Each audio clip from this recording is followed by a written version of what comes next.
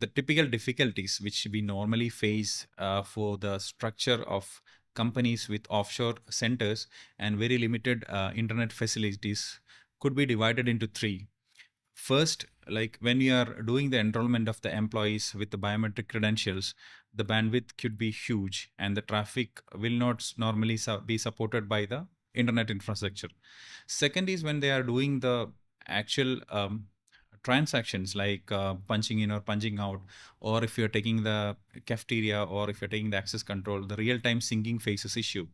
Third could be the actual extraction of the reports and the request and approvals with the ERP, wherein the employees and the management needs to have seamless integration of the system. So in total, you face challenges in all these domains or with the limited internet facilities. Some of the pressing issues of the companies of not having a proper access control system could be the retention of the employees and the control of the location itself.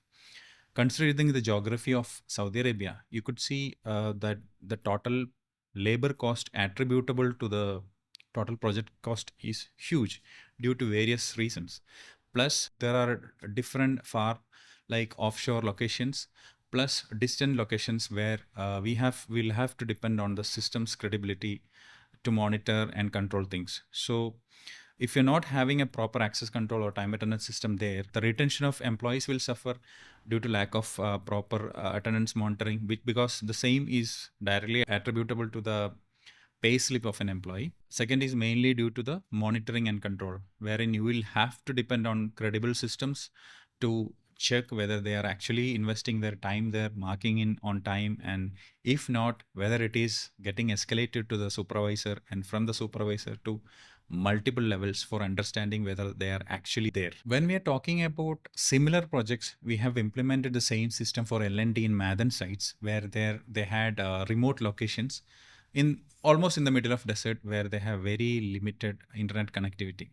So there we have implemented portable terminals for marking the attendance, which was connected to the centralized server using the GSM, and in regular intervals this punches were getting synced with the server using the GSM channels with a very limited bandwidth. So this was one ideal scenario wherein we could implement our systems with very limited internet connectivity. So we used to run the syncing of the system in batches in regular intervals so that the real-time syncing was not so mandatory.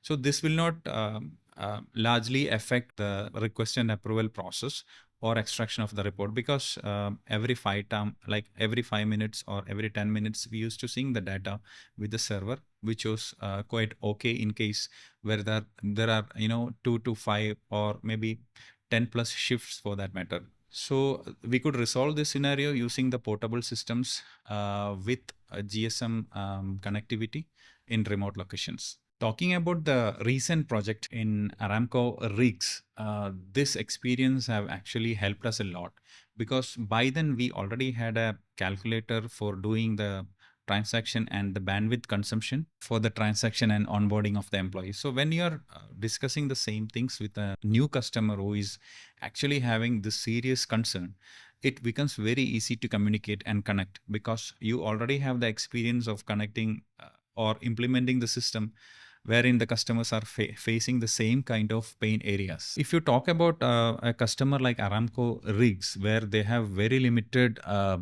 knowledge as to what is happening in the sites offshore locations, they need to have a proper control in place. Plus they need to have an accountability to do the payment or when it is calculated on a per hourly basis, or when they are doing the overtime for public holidays or weekly holidays, and like rostering process or shift assignment, and when somebody falls ill or so, there should be a proper mechanism to request and change the shifts, so that employees feel free to access their supervisors, and the supervisors feel easy access for the system to reallocate the schedules. And this in turn help the organizations to retain the employees, to make a conducive and productive environment, and to have a better control and the dependability on the system. So this actually helped us a lot in implementing systems with remote locations with limited internet liabilities. We don't wait for a big project to start to face the challenges.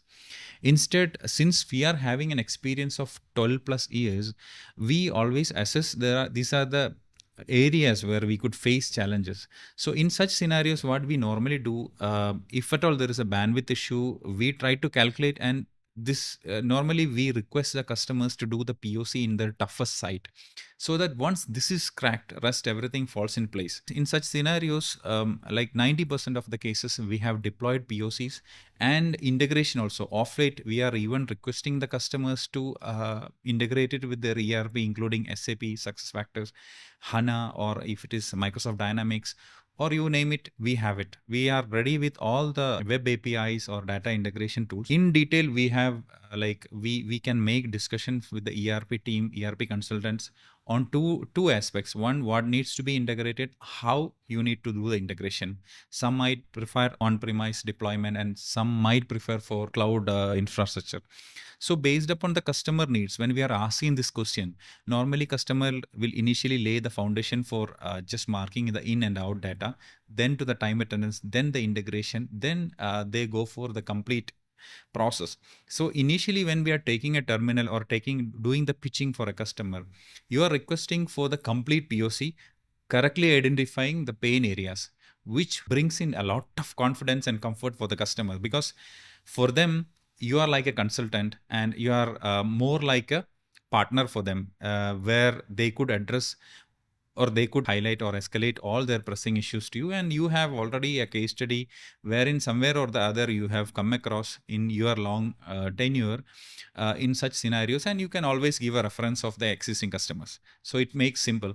And most of the cases, it is just a matter when people like some key employees leave, we face some challenges, because again, a new key employee is onboarded, we have to come back and when we have to revisit all those agreements which we have done previously. So apart from such minor factors, we never used to have any major challenges and fierce competitions in this regard, at least. Coming to projects where we have done the complete integration of the system, as I told you before, the customer either will prefer cloud, and of late there are new mandates, especially for the public sector companies and for the ministries, that the data should be inside the kingdom. So we have options like Oracle or Alibaba, or even others are also coming up with similar infrastructure. But you could see that some of the customers are not having a perception that time attendance data is not that sensitive. So they are okay with AWS or any other standard known vendors for the cloud hosting services,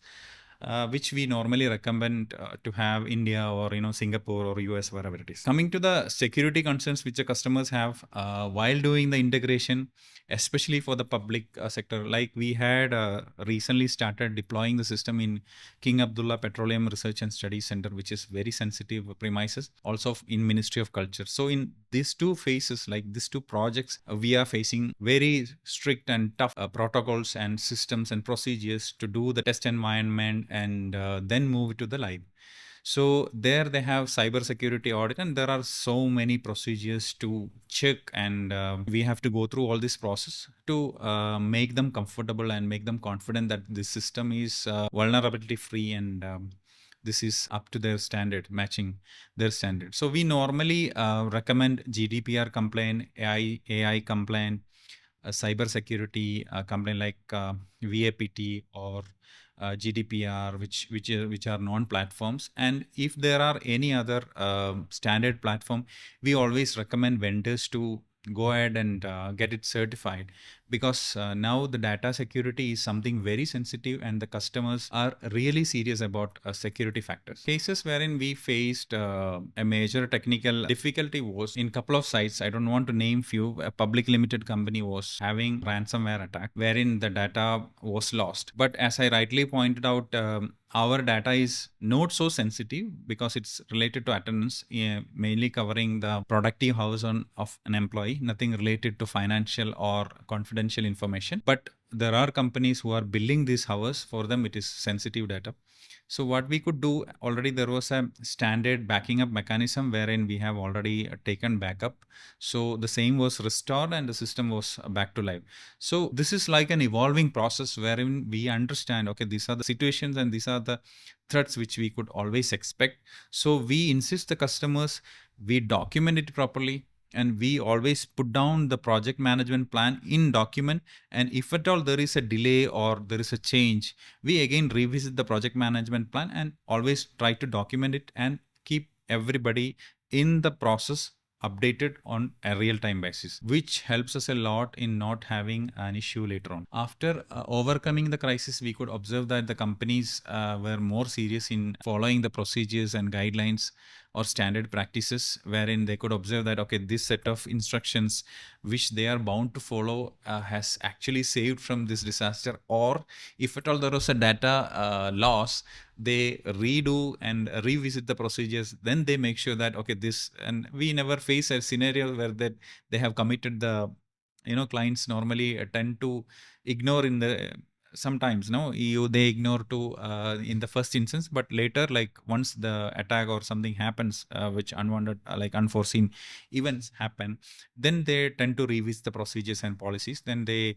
try to follow it as an actual policy itself. Always there are certain challenges when implementing the new system, and change management and knowledge transfer is really difficult. So these are the key areas wherein you have to take initiative from the vendor side or from the implementation side. We have to make it more easy and accessible as much as we can. So we always try to document things, and plus we create videos, we make training into levels wherein it is not overloaded, so the knowledge transfer becomes systematic and easy. And in between, we try to give a space for them to understand and settle things down, so that it is easy and it's a normal and organic way of transformation. As I have already explained, final audit we used to come out successful because initially there will be a POC for the test. Like for the most of the final audits, we used to come out successful due to the reasons which I have already told. Like initially we start with a minor POC implementation, then in a test phase, then we go in phases, especially for the major customers.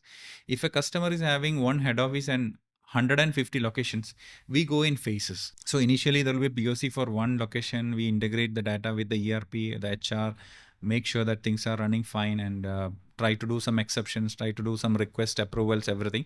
So once the client is satisfied, okay, this is happening as per their policies and procedure, and that is actually matching their expectation, then it goes and it rolls down to various other locations.